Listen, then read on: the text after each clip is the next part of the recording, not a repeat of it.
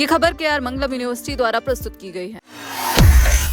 क्या अमेरिकी जमीन पर कदम रखते ही इजराइल के प्रधानमंत्री बेंजामिन नेतन्याहू को गिरफ्तार कर लिया जाएगा?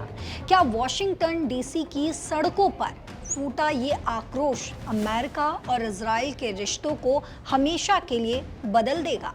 और आखिर क्यों प्रेसिडेंट डोनाल्ड ट्रंप ने इंटरनेशनल कोर्ट का फैसला दरकिनार कर नेतन्याहू को खुली सुरक्षा की गारंटी दी है? नमस्कार, आप देख रहे हैं दैनिक जागरण। मैं हूं आपके साथ पल्लवी सिंह।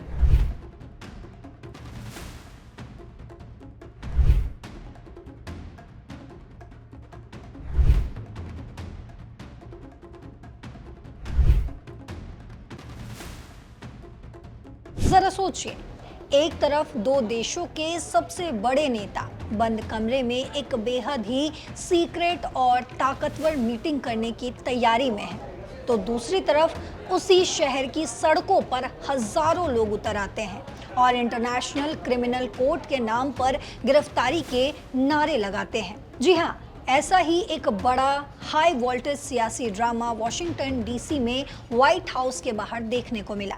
इजराइल के प्रधानमंत्री बेंजामिन नेतन्याहू की अमेरिकी राष्ट्रपति यानी डोनाल्ड ट्रंप से मुलाकात से ठीक पहले वॉशिंगटन का माहौल पूरी तरह से गर्मा गया है। तो समझते हैं कि आखिर अमेरिका की राजधानी में अचानक इतना बड़ा बवंडर क्यों खड़ा हो गया है। दरअसल अमेरिकी राष्ट्रपति डोनाल्ड ट्रंप और इजरायली प्रधानमंत्री बेंजामिन नेतन्याहू के बीच एक अहम द्विपक्षीय बैठक तय थी, लेकिन इस मुलाकात से पहले ही सैकड़ों की संख्या में फिलिस्तीनी समर्थक प्रदर्शनकारी वॉशिंगटन डीसी की सड़कों पर उतर आए। हाथों में फिलिस्तीन के झंडे, विरोध जताने के लिए बजती बाल्टियां और हवा में लहराते ऐसे पोस्टर्स जिनमें इजराइल को दिए जा रहे अमेरिकी सैन्य और आर्थिक समर्थन का कड़ा विरोध किया जा रहा है। प्रदर्शनकारियों का साफ कहना था कि इजराइल को दी जा रही मदद तुरंत रोकी जाए। प्रदर्शन में मौजूद जोई नाम के एक प्रदर्शनकारी ने अपनी मांग रखते हुए कहा है कि अमेरिकी सरकार को इंटरनेशनल क्रिमिनल कोर्ट यानी कि आईसीसी के गिरफ्तारी वारंट का हर हाल में पालन करना चाहिए और नेतन्याहू के वॉशिंगटन पहुंचते ही उन्हें गिरफ्तार कर लेना चाहिए। वहीं फातिमा नाम की एक और प्रदर्शनकारी ने ये कहा है कि वे गाजा में फंसे बेकसूर फिलिस्तीनियों के प्रति अपनी एकजुटता दिखाने और दुनिया का ध्यान इस ओर खींचने के लिए इकट्ठा हुए हैं। लेकिन दोस्तों, कहानी में असली मोड़ या यूं कहे ट्विस्ट तब आता है जब इस पूरे विवाद पर अमेरिकी राष्ट्रपति डोनाल्ड ट्रंप का बयान आता है। प्रेसिडेंट डोनाल्ड ट्रंप ने साफ और सीधे शब्दों में ये स्पष्ट कर दिया कि अमेरिका में रहते हुए नेतन्याहू को किसी भी कीमत पर गिरफ्तार नहीं किया जाएगा।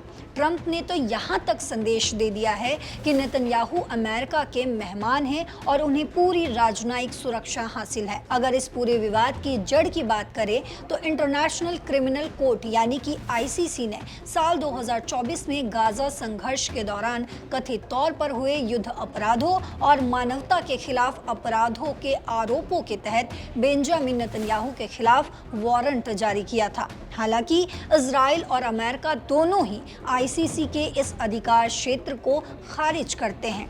इजराइल का कहना है कि ये सभी आरोप पूरी तरह बेबुनियाद हैं और आईसीसी की ये कार्रवाई एक तरफा है। अब सवाल उठता है कि आखिर इस खबर के मायने क्या हैं और ये मीटिंग इतनी महत्वपूर्ण यानी कि जरूरी क्यों है।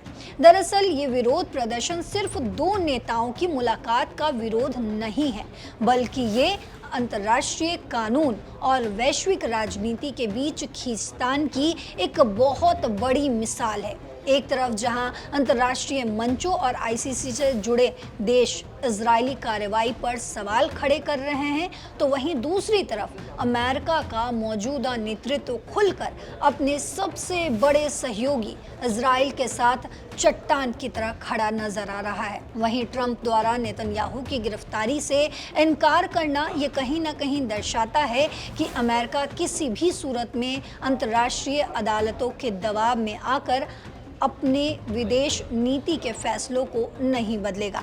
लेकिन वॉशिंगटन की सड़कों पर उमड़ा ये जनसैलाब ये भी साफ बताता है कि अमेरिका के भीतर ही इजराइल की नीतियों को लेकर आम लोगों के बीच मतभेद गहरे होते जा रहे हैं। ये विवाद आगे चलकर अमेरिकी घरेलू राजनीति और मिडिल ईस्ट की शांति वार्ता को किस दिशा में ले जाता है, ये देखना बेहद ही दिलचस्प होगा। तो दोस्तों, आपका इस पूरे मामले पर क्या सोचना है, क्या विचार है? क्या अमेरिकी सरकार को इंटरनेशनल कोर्ट के वारंट को तवज्जो देनी चाहिए थी, या फिर ट्रंप का अपने सहयोगी देश के प्रधानमंत्री का बचाव करना बिल्कुल सही है? आप अपनी राय हमें कमेंट सेक्शन में ज़रूर लिखते जाइएगा। साथ ही देश और दुनिया की तमाम खबरों के लिए, तमाम अपडेट्स के लिए जुड़े रहिए दैनिक जागरण के साथ। नमस्कार।